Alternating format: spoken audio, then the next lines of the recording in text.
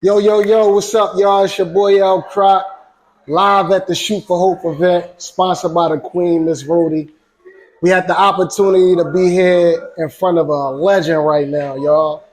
I'm going to let him do his own proper introduction right now. You got the floor, my That's guy. what's up. What's up, people? It's Omillio Sparks, a.k.a. Baby Boy. You already know, State Prop Rock representative. Yes, Lord. First of all, I want to say it's an honor for you to take your time to do this interview with you. Sure. We appreciate that, man. Appreciate it. Thanks for having me. Hey, look, I'm going to jump right into it, man. First off, I want to give you your flowers. Thanks. We're going to do that. But I got a question. Do you feel like you got the love you deserve from the game while you was in your prime? Or do you feel like people really appreciated you later on? Well, it was a fast spark first. It was a fast spark. You know, we at Rockefeller, one of the biggest labels you can ever be on, records with Jay-Z. I mean, it's like records that still is relevant to this day would Give It To Me. You know, the Tales of a Hustler's on Beanie Siegel's albums and stuff like that, and Young Gun's album, and Fill Up the Freeway album, and records like with Dame in them. So it was like the movies, the film. So it was one of them things like, if one thing wasn't popping, I still had another thing going on. You still had that. And then trying to balance that with family, you know what I'm saying? Absolutely, yeah, your everyday personal life, real rap. That's understandable. So Philly raised you, man. For sure. What was the city like for you coming up? And how did that environment shape your grind and your voice? How did the city shape me? Yeah. Well, just you needed an outlet, you know what I'm saying? So it was two options, you know. First thing we get in the neighborhoods is a gun in the pack. And that's our path. And then you got to make a choice. You at that fork in the road at a young age. So you got to make that choice. And then people dying around you.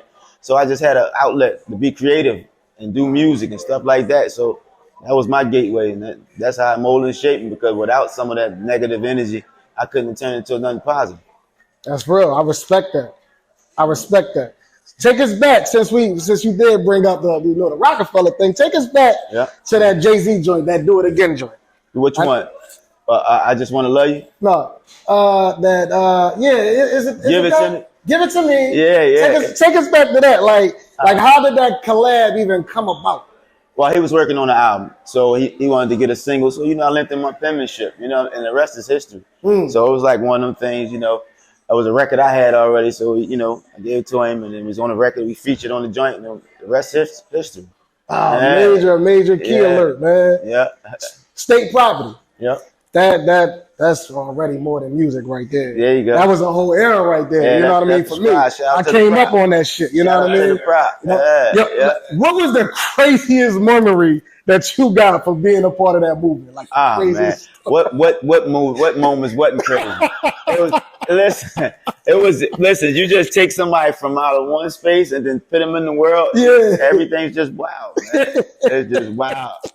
Yep. And then you got to make it back home, and we made it back home safe, and everything was cool. It was a blessing. Absolutely, without a doubt, man. Like, do you think state property gets the respect it deserves for putting Philly on the map? Because, like I said, I came up in that era. You know what I mean?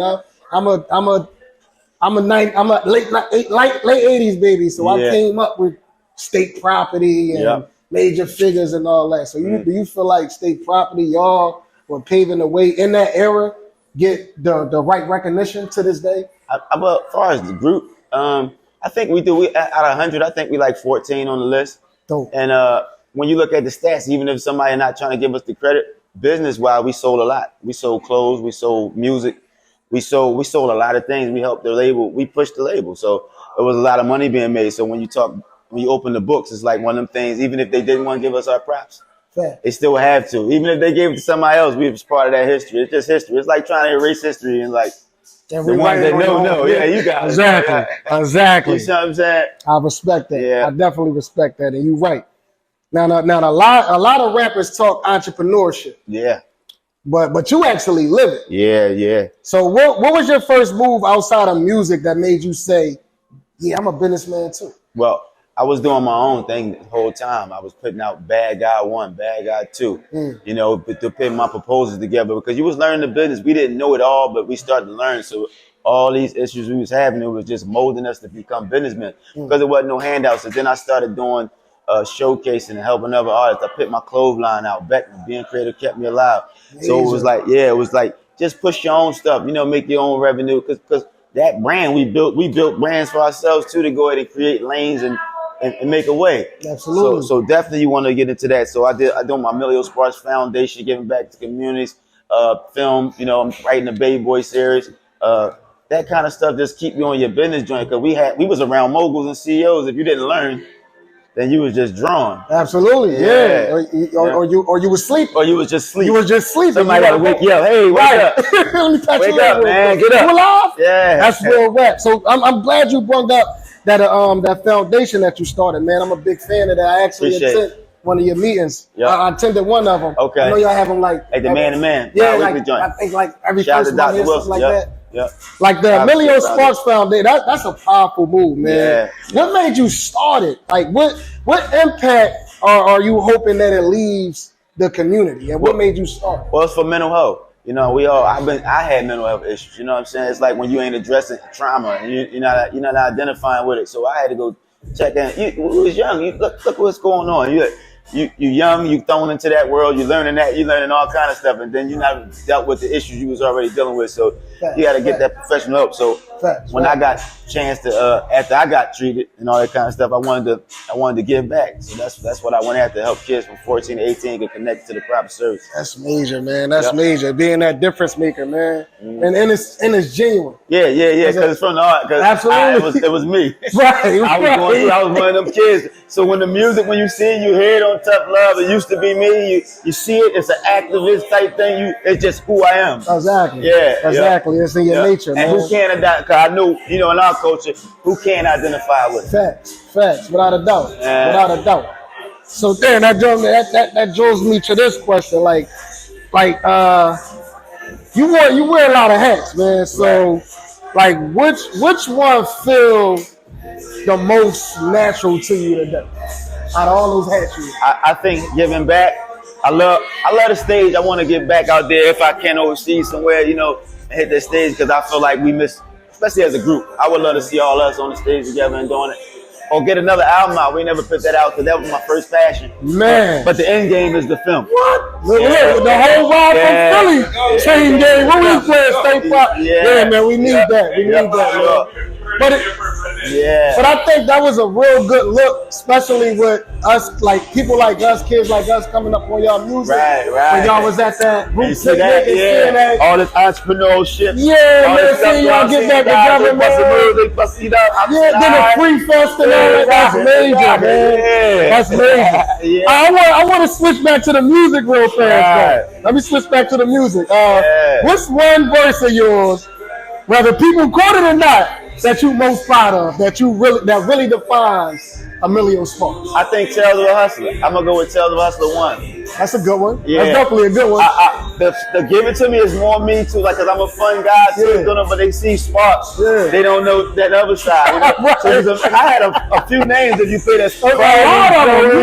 I was all these people, and they was trying to figure out which one was, and it's like, is he split personalities or what? So they meet me, like, they ain't pretty cool. I was a little rough around edges, but I was developing. I still developing. Absolutely, you was matured. Absolutely, without a doubt, man. Yep.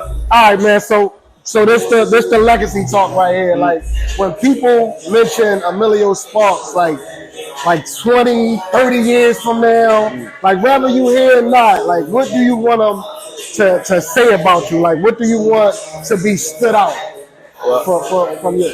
Well, the chapter ain't done. I'm still grinding. So at the end, family first, because most of this stuff was about family.